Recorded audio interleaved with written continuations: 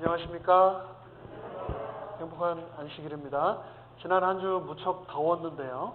지난주도 그렇고 이번 주도 그렇고 이 일기예보를 보면 항상 안식일이 제일 뜨거운 것 같아요. 오늘도 굉장히 뜨거운 일기가 예보되어 있는데 이 날씨만 뜨거워지는 게 아니고 우리 하나님을 향한 우리의 사랑도 날이 갈수록 여름의 절정을 향해 가듯 더 뜨거워지게 되시기를 간절히 바랍니다. 오늘은 누구의 십자가인가 라고 하는 제목의 말씀을 저희가 함께 묵상하겠습니다. 여러분 무슨 일을 좀 억지로 해본 적 있으세요? 억지로 설거지를 시켜서 해본 적, 억지로 어렸을 때 부모님이 시켜서 숙제를 해본 적, 또 저녁 먹고 숟가락 빼면 졸린데 억지로 양치질을 하거나 지시를 해본 적, 그 외에 생활 속에서 우리가 억지로 하는 일들이 있습니다. 그런데 이 미국 생활 속에서 특별히 우리가 억지로 하는 일 중에 하나가 세금 납부인 것 같습니다. 세금 납부. 제가 켄터키에서 이 LA로 캘리포니아로 온 게 정확하게 이제 5년이 됐네요. 5년 전 제가 켄터키에 있을 때 차가 필요했지만 돈이 충분하지 못해서 낡고 또 에어컨이 안 되는 혼다 시빅이라고 하는 차를 제가 아는 분으로부터 2,000불을 주고 샀습니다. 차를 샀으니까 뭘 해야 될까요? 세금을 내야죠. 네, 세금을 내야 되는데 문제는 이 켄터키 세법이 차량을 등록할 때 그 차의 상태, 실매매가는 따지지 않고 차의 연식하고 모델에 따라 정해져 있는 이 세금 테이블에 따라서 무조건 내야 하는 데 있었습니다. 2,000불에 제가 샀는데 차량을 등록하려고 이제 세금을 내려고 갔더니 켄터키 정부 차트상 공식 이 차의 밸류가 5,500불로 나왔습니다. 그러니까 이 말은 무슨 말이냐면은 5,500불에 해당하는 뭘 내야 된다는 말일까요? 세금을 내야 된다는 겁니다. 그래서 세금 그럼 얼마입니까? 물어봤더니 500불을 내래요. 500불. 차를 제가 얼마 주고 샀는데 2,000불 주고 샀는데 세금을 500불을 내라고 하는 겁니다. 내가 이 차를 2,000불 주고 샀는데 왜 5,500불에 해당되는 세금을 내야 됩니까? 이거 제가 2,000불에 해당되는 세금을 좀 내게 해주십시오 라고 얘기를 했더니 이 담당 직원이 걸터를 생각하더니 서류를 한 뭉텅이를 저한테 주더라고요. 탁 내주면서 이거 다 채워오면 내가 세금을 좀 깎아줄 수 있겠다. 그 직원이 말한 대로 서류를 다 작성하고 제시하라고 한 서류를 제가 다 준비해서 제시를 할 수 있었을까요? 할 수 있죠. 물론입니다. 할 수 있습니다. 그런데 제가 생각을 좀 했습니다. 그래도 이 켄터키 정부에서 그렇게 하고 있다고 하니까, 그리고 게다가 이 돈은 정부에다 내는 세금이니까 순종하는 마음으로, 물론 여전히 억지로 내는 마음도 조금 있지만 순종하는 마음으로 세금 내자 해가지고 제가 500불의 세금을 냈습니다. 그런데 그러고 나서 시간이 좀 흐른 후에 제가 켄터키 화폐에 있다가 이 캘리포니아 화폐, 남가주 화폐로 이동을 하게 됐습니다. 그런데 화폐가 바뀌면 비자 수속을 처음부터 다시 해야 된다는 걸 제가 그때 알았는데요. 그 비자 수속 비용이 만만치가 않았습니다. 비자 수속을 하지 않으면 일을 시작할 수가 없는데 어쩌나 제가 염려를 많이 했죠. 그런데 어느 날 제가 양로원을 지나서 횡단보도 앞에 이제 빨간불에 정차를 해 있었는데 뒤에서 할머니 한 분이 전속력으로 달려오셔서 뒤에서 저를 쾅 하고 받으셨습니다. 그 자리에서 안경이 날아가고 가슴에는 멍이 들고 차는 바로 폐차가 되었습니다. 그리고 심지어 제 앞에 차까지 제가 받쳐서 밀려가는 바람에 부딪혀서 그 앞차까지 견인차에 끌려가고 운전자는 911에 911에 실려갔는데요. 그때 저는 그런 경험이 처음이었습니다. 그래가지고 경찰이 와가지고 괜찮냐고 하니까 당황한 나머지 제가 괜찮다라고 하고 그냥 집으로 갔습니다. 근데 나중에 보험회사에서 연락이 왔는데 차를 더 이상 쓸 수가 없어서 폐차를 해야 되니 그 차에 대한 그냥 보상금을 체크로 보내겠다라고 연락이 왔습니다. 그런데 그 차값을 실매매가, 2,000불이죠. 실매매가가 아닌 제가 세금을 낸 금액을 기준으로 착각하고 냈던 세금까지 보태서 체크가 6,000불이 넘는 체크가 집으로 왔습니다. 정확히 비자 수속에 필요한 만큼의 금액이 왔습니다. 비자 수속 비용을 할머니 한 분과 또 제가 억지로 낸 세금을 통해서 하나님께서 기이한 방법으로 한 번에 해결해 주셨습니다. 억지로 한 일이 훗날 크게 도움이 된 제 경험을 하나 말씀드렸습니다. 여러분들 다 자녀들을 키워보셨죠? 가끔 우리 다 장성한 자녀들이 이런 얘기를 혹 하지 않았나 모르겠습니다. 엄마, 내가 어릴 때 한국말 좀 가르치지 그랬어. 억지로라도 좀 시키지. 엄마, 나 어릴 때 피아노 좀 시키지 그랬어. 피아노. 내가 싫다고 한다고 그렇다고 그대로 그냥 말아버리면 어떡해. 억지로라도 좀 시키지. 또 어떤 자녀들은 아빠, 엄마, 내 어릴 때 좀 억지로라도 교회 좀 끌고 다니시지 그랬어요. 이런 말 들어보신 적 있으십니까?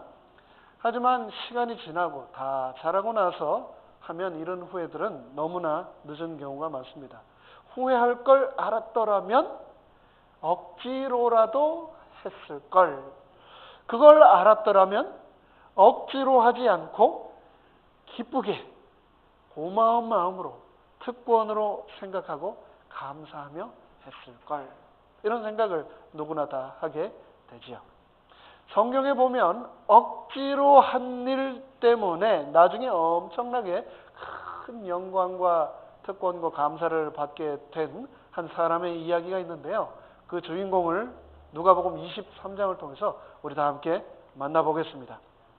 그날은 AD 31년 니산월 14일, 아마 아침 한 8시 정도쯤 되었을 것이고 현대 달력으로는 한 4월 초 정도 되었을 것입니다.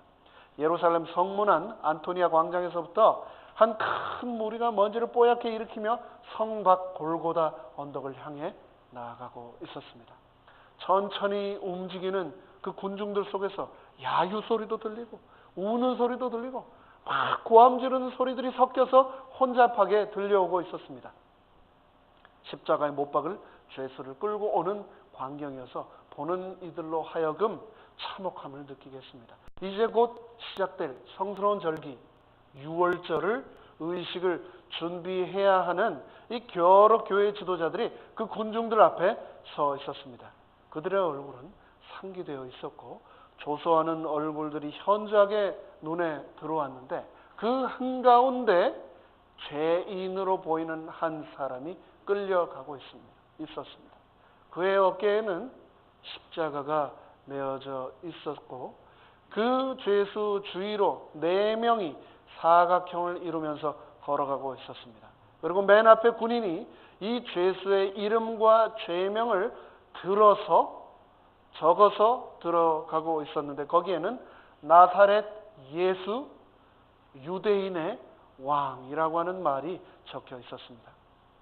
우리가 잘 아는 대로 이 십자가형은 너무나 잔인해서 로마인에게는 결코 집행할 수도 없었고 이방인에게 집행을 하더라도 십자가형을 도시 성곽 안에서는 할 수 없도록 되어 있었습니다. 십자가형을 받은 사람은 그래서 본인이 십자가를 지고 성 밖으로, 도시 밖으로 나가야 했습니다. 빨리 일을 끝내자는 듯이 재촉하는 군중들, 그들의 소리가 메아리 쳤고 연약한 이 죄수는 힘이 없이 비틀거리면서 한 발자국 한 발자국 움직이고 있었습니다. 근데 바로 그 순간 시골에서 예루살렘으로 올라온 한 사람이 있었는데 유월절을 지키러 온 아마도 순례자 중에 한 명이었던 것 같습니다. 그 사람의 이름을 누가복음에서는 시몬이라고 기록을 하고 있습니다. 바삐 성전을 향해 가던 중 시몬은 다가오는 군중들과 마주치게 되었습니다. 비켜라! 유대인의 왕이 나가신다! 바로 그 고함 뒤에 예수님은 또다시 쓰러지셨습니다.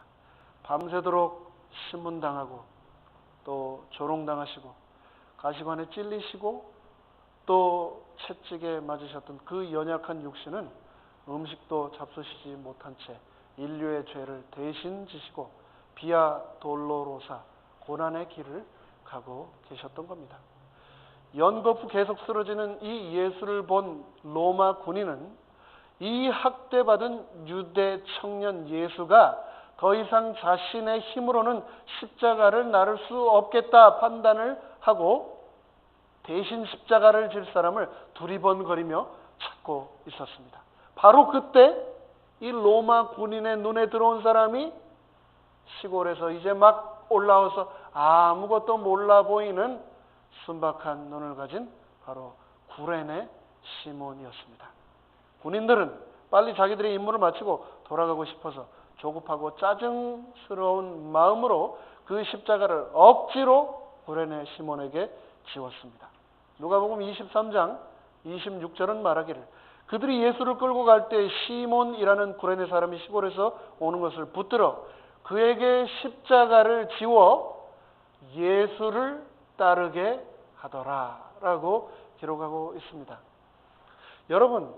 여러분이라면 어떻게 하셨겠습니까? 여러분 혹시 그런 경험이 있으십니까? 누구 대신 상을 받는 자리 이런 데 가보셨습니까? 뭐 에이미상, 노벨상 이런 같은 영광스러운 자리에 불리워진다면 그래서 많은 사람들이 환호성과 축하의 박수를 나에게 보낸다면 어떨까요?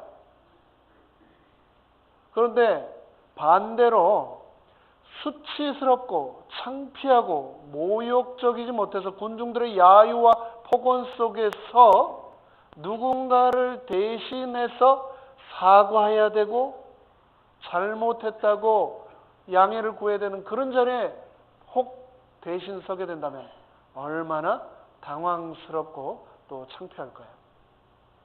정상적인 유대인들은 유월절과 이 안식일을 앞두고 피가 흐르는 십자가를 부정해지기 때문에 만지려 하지도 않았고 가까이 가려고도 하지 않았습니다. 마태와 마가는 그때 로마 군병들이 억지로 시몬에게 지웠다라고 기록을 하고 있습니다. 여기서 억지로라고 번역된 말의 원어 엥가리우산이라고 하는 말은 정부에서 특령을 받은 전령이 목적지로 갈 때에 피지배 국민들에게 강제로 징용해서 그들에게 일을 맡길 수 있다라고 하는 의미인데요. 이런 점에서 여기에 마태복음과 마가복음에 번역된 억지로라고 하는 말을 징발해서 징집해서라고까지 번역을 우리가 할 수도 있겠습니다. 로마 군인에 의해서 구레네 시몬은 자기 뜻과는 달리 그 로마 군사에 의해 징발되어서 주님의 십자가를 대신 졌던 겁니다. 성경에 보면은 여러 인물들이 등장합니다. 그 중에서 시몬이라고 하는 인물들이 또 여러 등장합니다. 성경에 시몬이 몇 명이나 나올까요? 제가 알고 있는 시몬 한번 소개를 해드리겠습니다. 흔히 우리가 잘 알고 있는 베드로, 예수님의 제자 베드로의 이름이 뭡니까?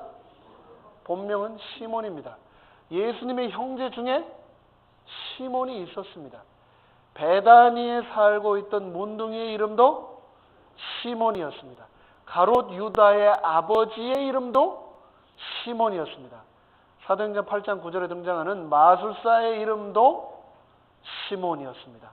베드로가 머물렀던 요빠의 피장 무두장이의 이름도 시몬, 그리고 열심당 누가복음 6장 15절에 등장하는 사람의 이름도 시몬, 그리고 누가복음 7장 40절에 바리새인의 이름도 시몬, 그리고 바로 이곳 누가복음 23장 26절에 등장하는 구레네 사람의 이름도 시몬입니다. 시몬.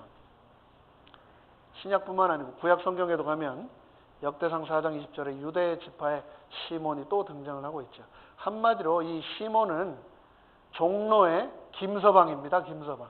시몬 하면은 그냥 한 10대 명씩 뒤돌아보는 그런 이름이 바로 이 시몬입니다. LA로 치면은 호세, 산토스, 곤잘레스 부르면 막 한 10대 명씩 사람들이 쳐다보는 그런 이름이 바로 시몬입니다. 시몬. 근데 그 많은 시몬 중 이 구레네 사람 시몬은 다른 시몬들과 뭐가 틀려서 이렇게 사복음서 중에 세 군데나 언급이 되어 있을까요? 마태복음 27장, 마가복음 15장, 그리고 누가복음 23장 세 번이나 기록이 되었는데 비록 짧은 한 구절이지만 이 사건이 언급하는 의미가 굉장히 큽니다. 시몬이 졌던 이 십자가, 과연 이 십자가는 어떤 십자가였는가? 첫째, 이 시몬이 진 십자가는 금방 우리가 누가복음을 통해 읽었듯이 억지로 진 십자가였다. 이 시몬이 원래 왔던 고향은 아프리카의 북부, 지금의 리비아에 있는 항구 도시 트리폴리라고 하는 도시인데요.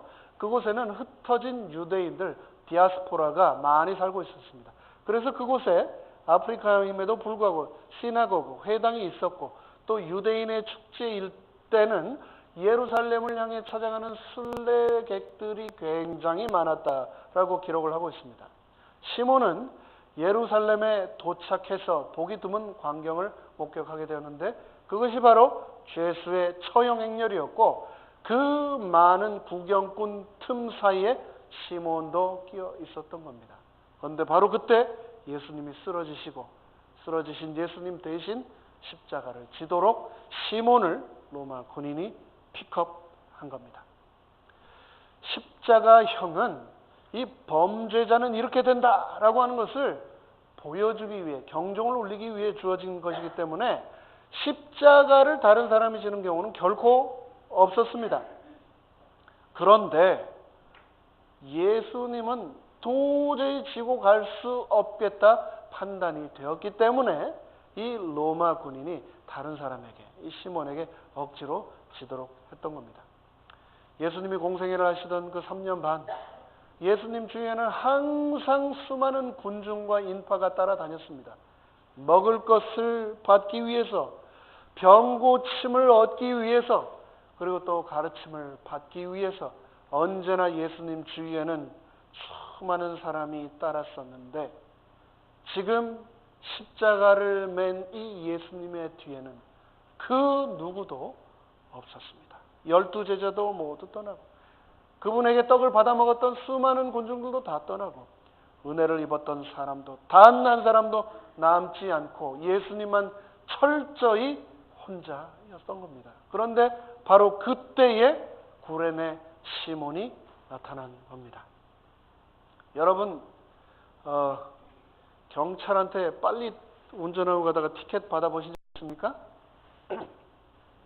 경찰에 잡혀서 스피드 티켓을 받게 된 사람이 경찰한테 컴플레인을 했다고 그래요. 다 빨리 달리는데 왜 나만 잡습니까? 그러자 경찰이 그랬답니다.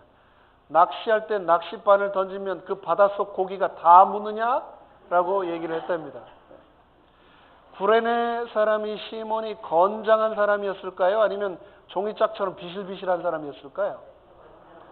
알 길은 없습니다. 하지만 그냥 상식적으로 우리가 생각하기에 로마 군인이 보기에 예수보다는 낫겠다, 이 십자가를 지고 저 언덕까지는 가겠다 싶었기 때문에 시몬을 픽업을 한 거겠지요. 십자가의 무게가 세로로 세우는 기둥은 박아놓고 가로로 세우는 기둥만 메고 갔다고 하니까요. 이 십자가의 무게가 대략 한 40파운드에서 무거워봐야 80파운드 정도 되었을 것이라 추정을 하는데 그 정도면 웬만한 남자들은 지고 가기에 무리가 없는 무게입니다. 시몬이 건장했을 겁니다. 건강했을 거예요. 그리고 그 무게 정도도 충분히 감당할 수 있었을 겁니다. 그럼에도 불구하고 시몬이 속으로 이렇게 생각했을 수 있죠. 왜 하필 나냐? 이렇게 수많은 군중들 가운데서 왜 나냐? 마치 교통 티켓을 발부하는 경찰에게 왜 나냐라고 하소연하는 사람처럼 시몬도 그렇게 생각했을 수 있습니다. 우리도요, 인생을 살면서 시몬처럼 여지없이 십자가를 억지로 질 때가 있습니다. 내가 전혀 예상 못했던 십자가. 왜 예수님 납니까? 내가 왜 이 십자가를 지고 가야 되지요? 왜 하필 저지요? 왜 저에게 억지로 이런 십자가를 주시는 거지요? 라고 생각할 때가 있습니다. 원하던 원하지 않건 메고 가야 하는 십자가는 누구에게나 다 있습니다. 근데 하나님께서 왜 이런 십자가를 우리로 하여금 지게 하셨는가?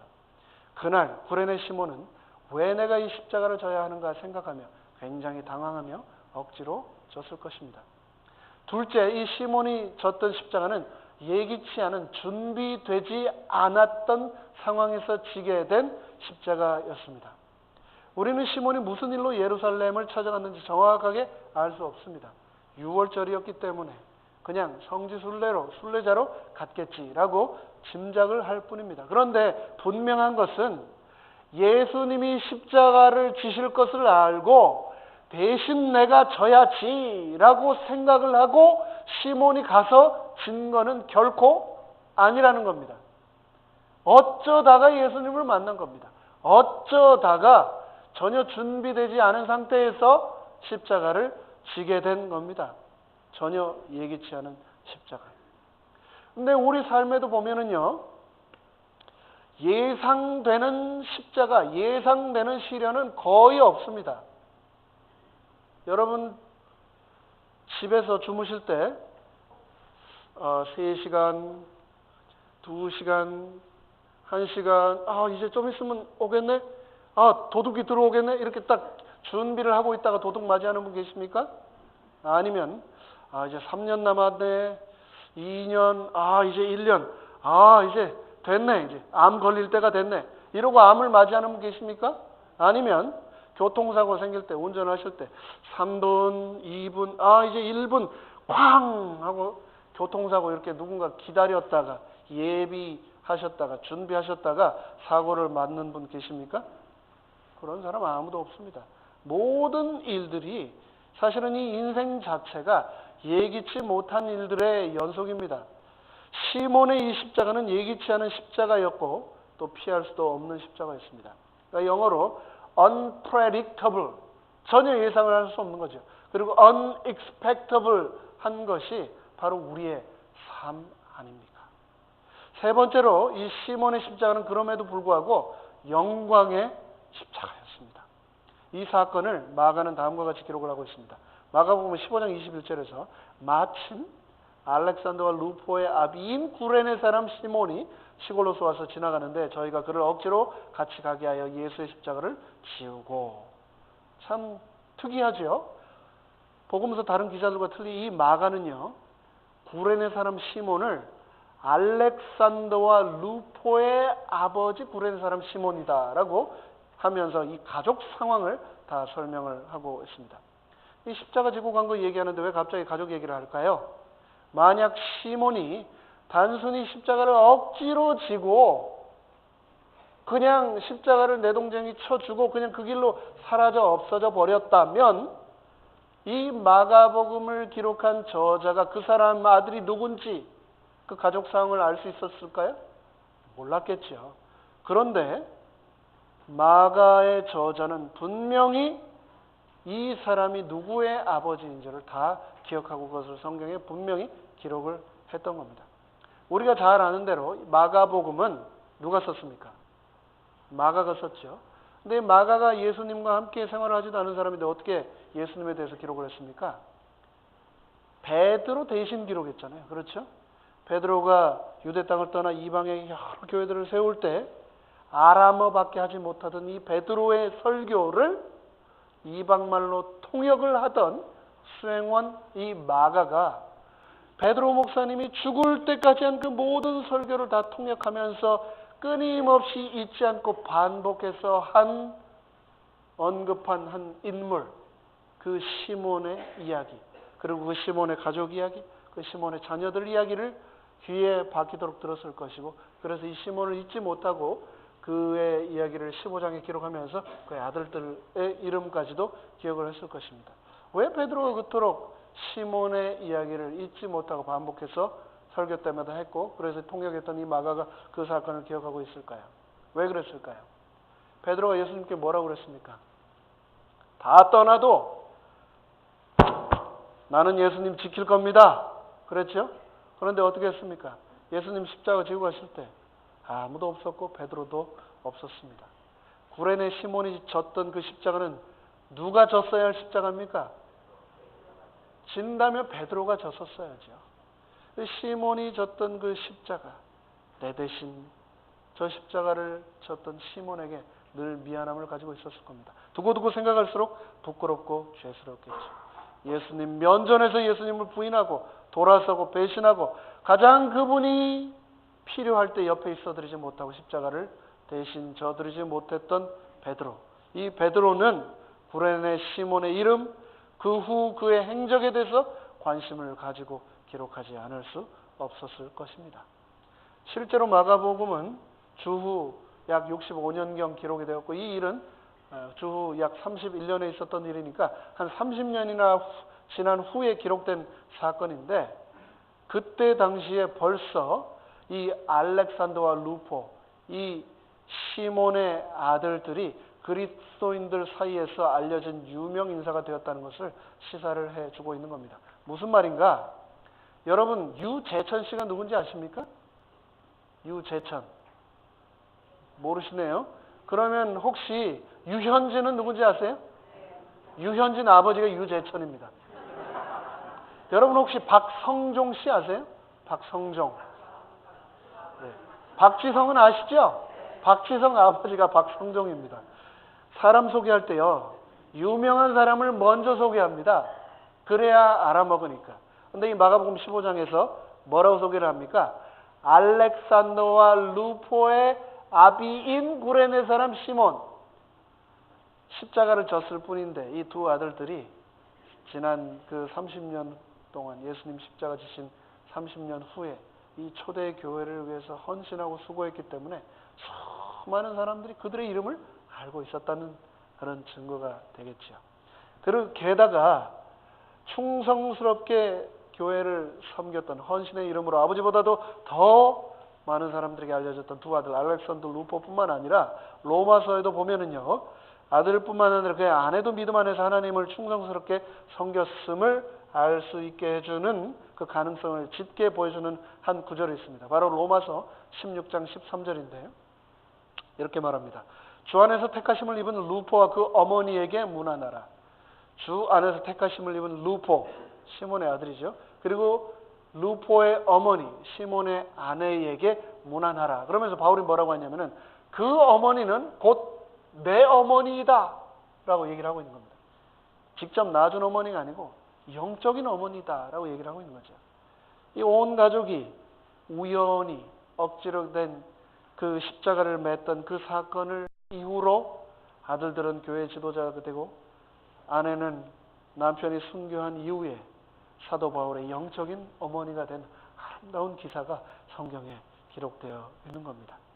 더 이해 내용이 있지만 생략을 하겠습니다.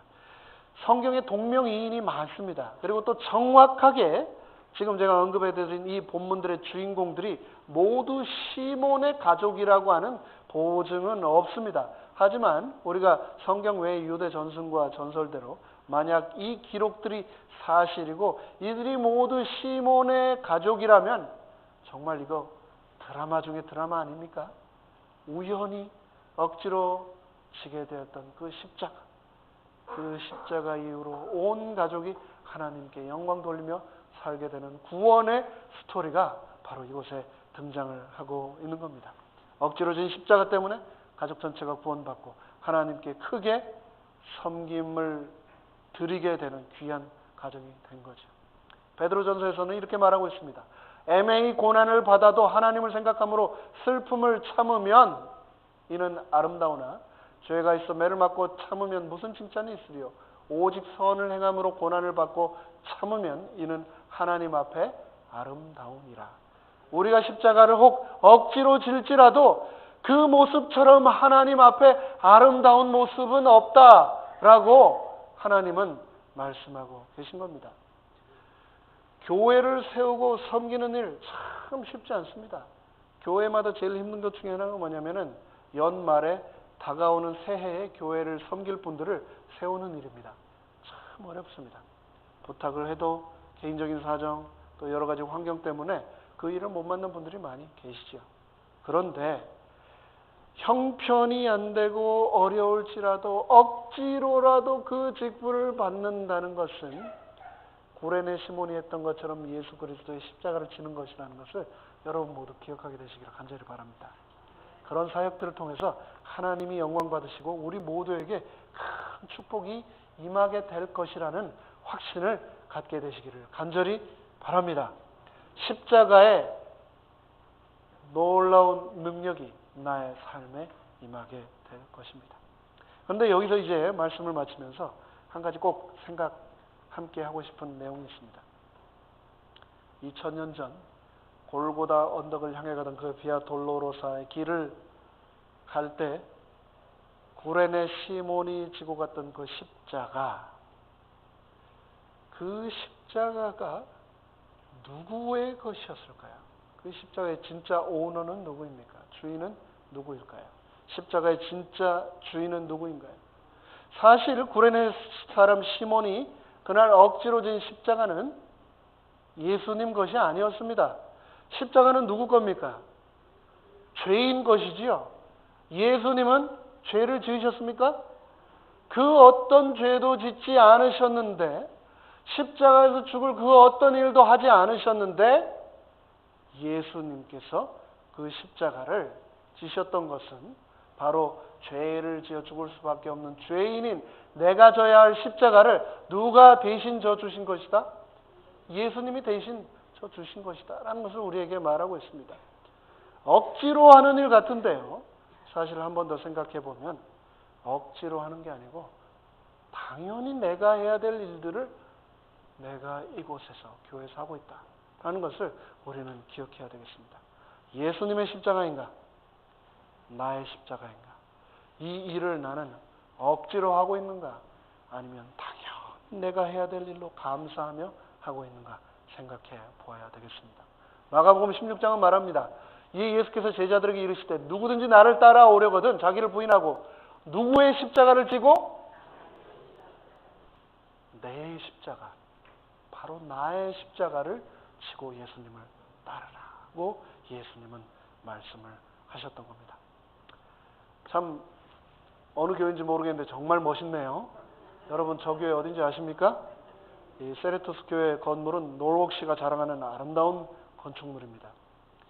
이 건물의 아름다움의 절정을 여러분은 뭐라고 생각하십니까? 네, 저를 높이 뻗쳐있는 십자가라고 저는 생각합니다. 이 교회의 본질 또한 십자가입니다. 십자가 장식이 있는 건물이 아닌 십자가 정신이 세워진 교회, 그 교회가 바로 이 세레토스 교회이기를 간절히 바랍니다. 이 교회는 십자가를 말하는 성도가 필요한 게 아니고 십자가를 지는 성도가 필요하다라고 성령님은 우리에게 오늘 말씀하고 계십니다. 십자가를 바라보고 말하고 듣기만 하는 성도가 아니라 십자가를 예수님과 함께 지고 가는 성도, 지고 가는 그리스도인, 그 작은 일에 충성함으로 십자가를 지고 따라오라고 하는 예수님의 호소에 순종함으로 또 그 일에 동참함으로 우리 모두 하늘의 특별한 축복을 받게 되시기를 간절히 바라며 말씀을 마치겠습니다.